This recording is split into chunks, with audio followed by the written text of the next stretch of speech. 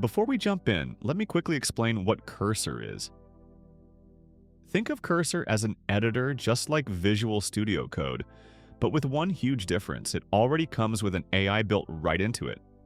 That means writing, editing, and understanding code becomes a lot faster and way more intuitive. To get started, the first thing we need to do is install Cursor. Just head over to the Cursor website. The link is in the description. Download it and install it. It's super simple and only takes a moment.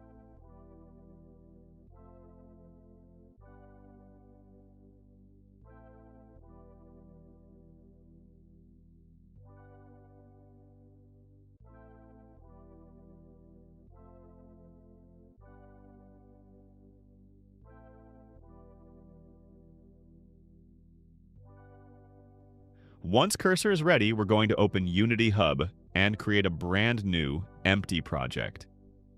You can choose whatever template fits the kind of game you're building.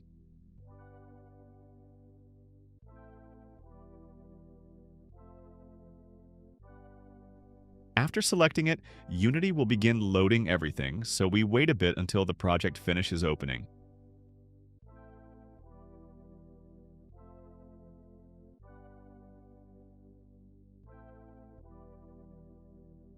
When the project is finally loaded, it's time to add a special package that allows Unity to recognize Cursor as a valid code editor.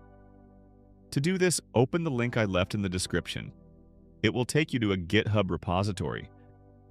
Scroll down until you find the link we need. GitHub shows some instructions, but what really matters for us is that URL. Copy it. Now we go back to Unity. At the top, go to the Window menu, then to Package Manager. This opens the panel where we manage installed packages. On the top left corner, you'll see a little plus symbol. Click it and choose Add Package from Git URL. A window will pop up. Just paste the link you copied from GitHub and hit Add. Unity will take a moment to load it. Once you see a little check mark, that means the package has been added successfully.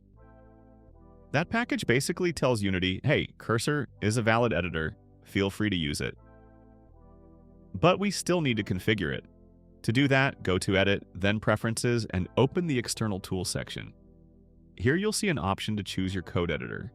I already have Cursor selected because I used it in another project, but for you it might show Visual Studio or Visual Studio Code. Open the dropdown and select Cursor. After that, click the Regenerate Project Files button a couple of times. This clears out leftover Visual Studio files to avoid conflicts and makes sure Cursor generates everything it needs. Perfect. Now Cursor is officially your Unity code editor. To test it, let's create a new script. I'll make a folder called Scripts, but you can place it wherever you like. Create a new C# script and open it. Unity should automatically launch Cursor.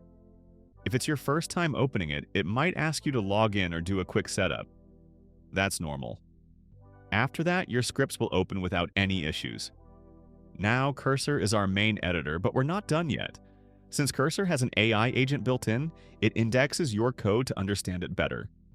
Basically, it translates your project into AI-friendly language. But Unity has tons of internal files and libraries that we don't want Cursor to analyze.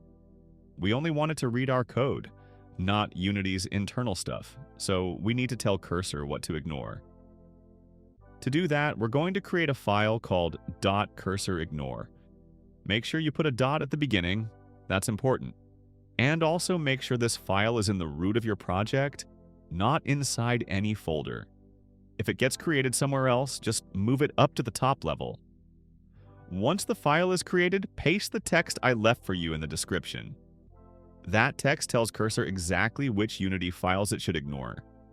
After saving the file, you should start seeing a forbidden symbol next to Unity's internal files. That means they're not being indexed, which is OS, which is exactly what we want. You can also check the indexing status by going to the settings inside Cursor, then to Codebase and Indexing. You'll see the progress bar there.